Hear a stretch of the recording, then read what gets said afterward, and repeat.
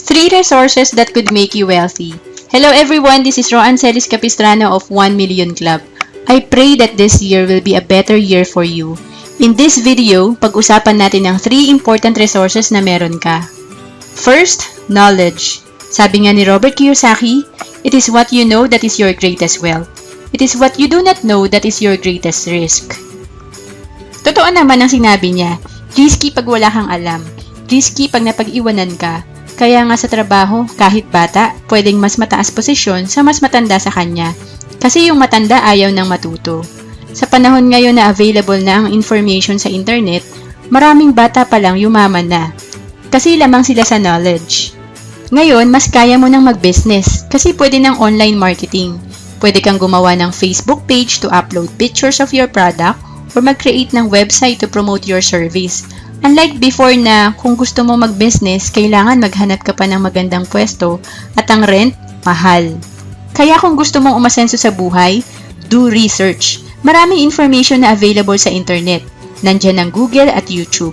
You can research business ideas, you can learn online marketing, you can read blog about how to earn more. Remember, Robert Kiyosaki said, "What I know makes me wealthy. What I don't know loses me money." Second, money. The main reason people struggle financially is because they spent years in school but learned nothing about money. The result is people learn to work for money but never learn how to make money work for them. Majority kasi pagka-graduate, busy-busy na sa trabaho. May tinatawag pa nga na rat cycle. Trabaho, sweldo, gastos. Trabaho uli, sweldo, gastos. Wala kasing nagturo sa atin about how to make our money work for us, kaya wala tayong tinitira. When you have money, make sure to use it wisely. Make sure na mapalago mo to. Pwede kang mag-business, pwede mo din ilagay sa different investment instruments like mutual fund. Remember, Robert Kiyosaki said, take responsibility for your finances or take orders all your life. You're either a master of money or a slave to it. Meaning, di dahil may trabaho ka, secure ka na. Financial education is very important. Huwag ka manghinayang sa ibabayad mo sa seminar na nagtuturo kung paano mag-invest or mag-business.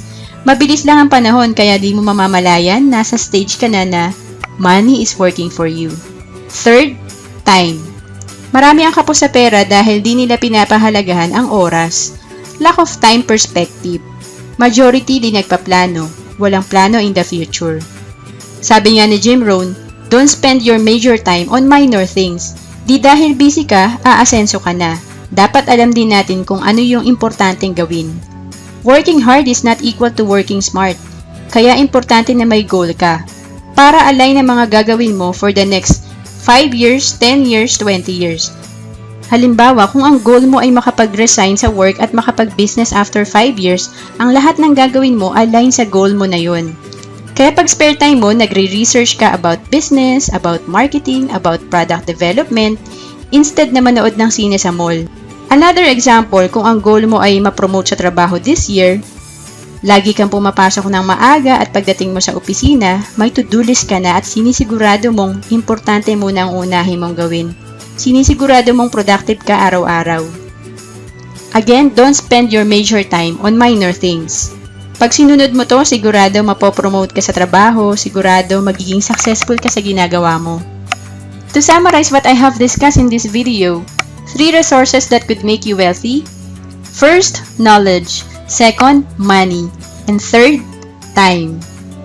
Do you want to improve your financial situation? First step is to educate yourself.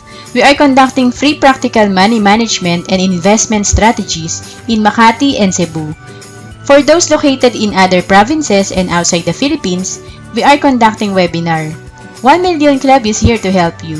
Please visit www.1millionclub.com and please subscribe if you like this video, and if you want to learn more about investments, you may also email me at roan@1millionclub.com.